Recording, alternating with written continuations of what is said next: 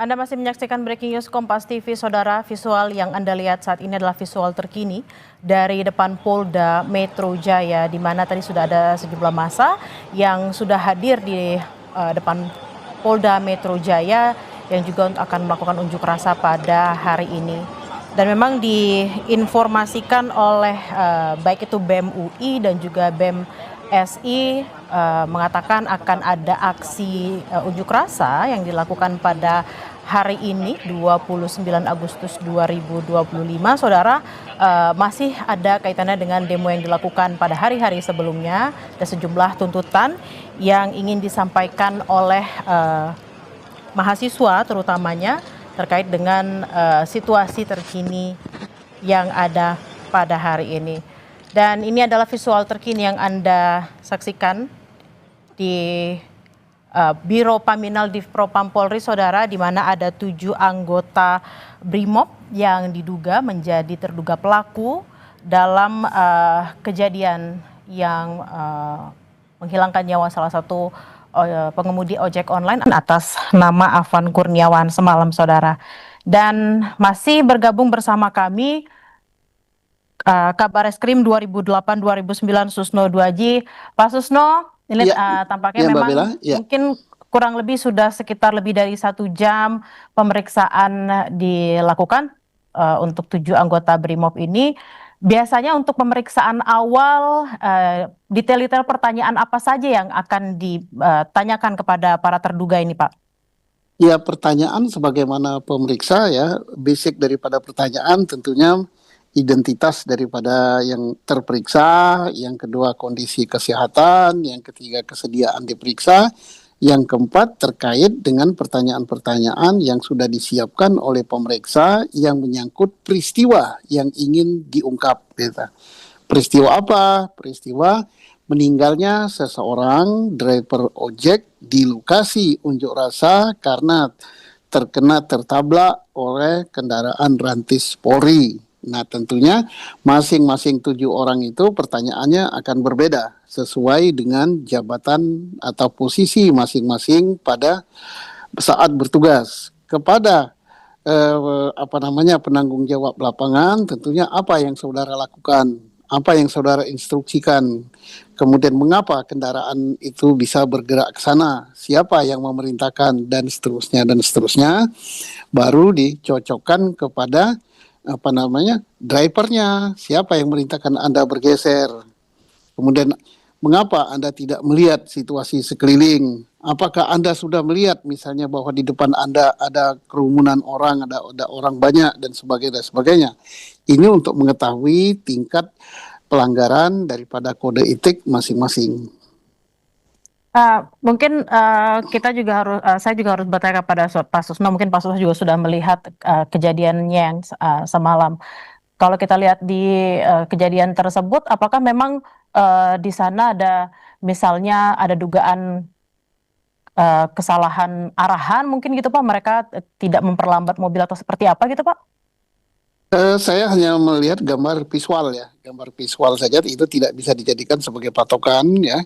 Bagaimana kecepatan daripada rantis tersebut, bagaimana kondisi di depan, kemudian mestinya rantis itu bergerak, kan ada orang atau petugas yang mengawasi di depannya, bahwa yang memberikan di samping drivernya harus tahu persis bahwa di depannya ada apa gitu. Kalau misalnya ada orang atau ada kendaraan atau ada apa, dia harus berhenti, tidak boleh menabrak begitu saja. Karena yang dihadapi oleh rantis siapapun orang itu adalah warga negara Indonesia yang harus dilindungi, yang harus diamankan, tidak ada musuh di sini. Nah, jadi kita lihat nantinya siapa pengawas lapangannya, siapa yang mengamati. Memang kalau dikaitkan dengan kondisi kejiwaan daripada mereka ya, capek juga gitu dari pagi sampai malam sampai apa. Tapi itulah yang namanya bekerja di lapangan, dan itu risiko yang harus mereka hadapi, dan apapun yang terjadi tentunya dituntut suatu tanggung jawab.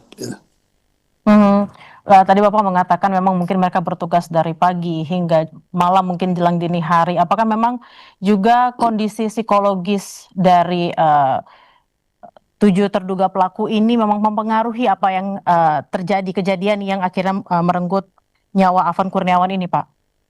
Juga akan mempengaruhi ya, makanya nantinya akan diperiksa juga oleh Propam bagaimana kondisi saat Anda begitu dan sebagainya, dan juga akan ditanyakan juga kepada petugas komando lapangan, apakah pasukan Anda ada lintas ganti. Lintas ganti itu artinya melihat kondisi pasukan di lapangan setiap berapa jam dia berganti, apakah sejak pagi sampai malam pasukan itu tidak diganti gitu. Nah, itu akan menjadi pertanyaan. Nah, kalau begitu, misalnya, oh tidak diganti dari pagi sampai malam dan seterusnya, maka itu nantinya akan menjadi beban tanggung jawab daripada pimpinan lapangan, termasuk pimpinan di atas pimpinan lapangan, gitu.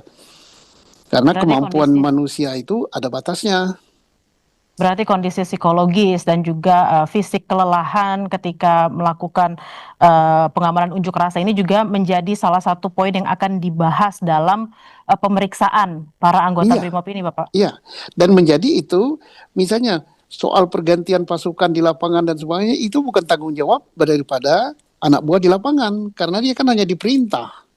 Itu tanggung jawab komandan atasan, siapa yang bertugas dan siapa yang memperkirakan. Karena apa? Pengamanan unjuk rasa untuk Jakarta itu bukan baru sekali ini, mereka sudah pengalaman semua. Tinggal nanti komandan yang mengatur pergantian dan sebagainya itu sudah pengalaman di Jakarta apa belum? Atau dia dari luar Jakarta baru masuk gitu. Nah, sehingga dia nggak tahu sampai jam berapa ngamankan. Tapi saya yakin bahwa orang-orang yang tugas di Metro Jaya ini orang-orang yang sudah profesional dalam menghadapi massa. Nah, tinggal nanti dari pertanyaan dari Propam, berapa jam mereka diganti? Mhm. Lalu kalau kita melihat lagi nih Pak yang sedang ada di layar kaca di mana di Biro Paminal juga ada pemeriksaan 7 anggota BRIMOB, apakah memang ini menjadi hal baru ketika pemeriksaan 7 anggota BRIMOB terduga pelaku ini disiarkan secara live gitu dari proses pemeriksaan atau memang ini sudah biasa terjadi, Pak?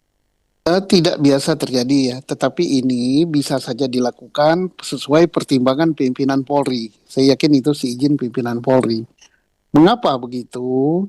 Itu untuk meredam reaksi daripada masyarakat, karena yang bereaksi saat ini bukan hanya supir ojek online saja, yaitu siapapun bereaksi. Nah, bereaksi terhadap terjadinya peristiwa meninggalnya driver ojek ini. Nah, mereka masyarakat ini kan menunggu. Kok Polri itu mengamankan, kok terjadi malah justru meninggal orang. Kalau terjadi begini, tindakan apa yang diambil oleh pimpinan Polri? Pagi tadi mereka sudah mendengar statement dari Kapolri. Kemudian apa betul statement Kapolri dilaksanakan oleh anak buahnya Kapolri memeriksa siapapun yang di lapangan yang dianggap bertanggung jawab. Ternyata betul gitu, sudah diperiksa. Masyarakat juga ingin tahu apakah diperiksa itu hanya statement saja, ternyata dilihatkan secara visual, no ini loh yang meriksa, ini. Itu untuk meredam gitu. Baik, ditahan dulu Pak Susun, nanti kita akan lanjut berdialog, tapi Breaking News Kompas TV akan kembali usai jeda, saudara tetaplah bersama kami.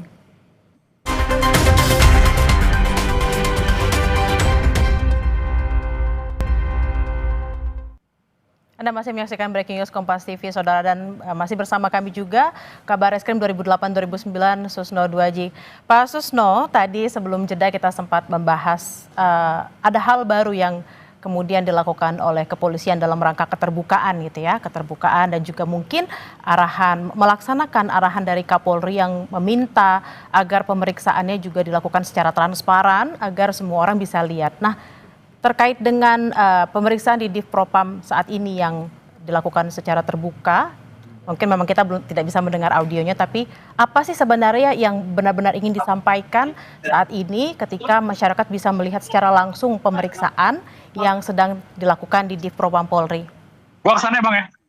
Ini sebagai bentuk ya daripada bahwa Polri betul-betul mewujudkan janjinya ya. Janjinya itu janji siapa? Janji pimpinan tertinggi Polri, yaitu Kapolri. Tadi pagi ya kalau nggak salah kita akan memeriksa para pelakunya di lapangan, kemudian akan diberikan tindakan sesuai dengan tingkat kesalahannya dan pemeriksaannya akan dilakukan secara transparan gitu. Nah, ini transparannya betul telah dilakukan secara terbuka, orang bisa melihat visualnya gitu. Visualnya oh ternyata perintah Kapolri dilaksanakan, betul-betul diadakan pemeriksaan, orangnya dinampakkan, pemeriksaannya dinampakkan, hanya audionya yang tidak didengar. Nah, timbul pertanyaan, mengapa audionya tidak disampaikan atau tidak disampaikan pada publik? Nah, itu kalau audionya disampaikan pada publik, nantinya akan mempersulit jalannya pemeriksaan sehingga tujuan tidak tercapai. Nah, itulah dan bisa juga nanti memancing reaksi yang bermacam-macam. Tapi publik harus tahu bahwa ternyata Polri betul-betul serius ingin melakukan pemeriksaan dengan sebaik-baiknya dan di samping itu juga menjadi contoh untuk anggota Polri di seluruh Indonesia. Anggota Polri itu lebih dari 400.000 ya dan tersebar di seluruh Nusantara.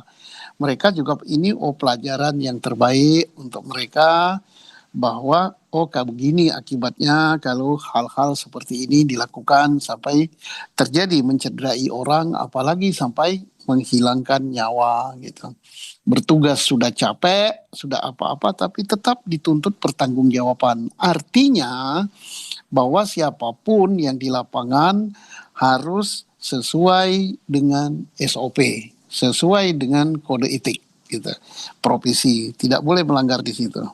Harus sesuai dengan SOP, harus sesuai dengan kode etik dan kita berharap juga selama pemeriksaan terkait dengan 7 anggota BRIMOB ini yang diduga menjadi pelakunya, masyarakat juga bisa terus melihat pemeriksaannya seperti apa agar seperti tadi yang dikatakan juga oleh Pak Susno, keterbukaan sesuai janji Kapolri itu bisa dilaksanakan dan masyarakat juga jadi semakin percaya kalau memang pemeriksaan ini dilakukan secara terang benderang dan se-clear mungkin agar semua kasusnya juga bisa selesai dengan cepat. Terima kasih atas obrolannya di sore hari ini, Susno Duaji, Kabarreskrim 2008-2009. Terima kasih Bapak. Terima kasih Mbak Bella, selamat sore, Selamat selamat sore bertugas. Bapak. Terima kasih. Dan saudara, Breaking News Kompas TV akan kami lanjutkan usai jeda, tetaplah bersama kami.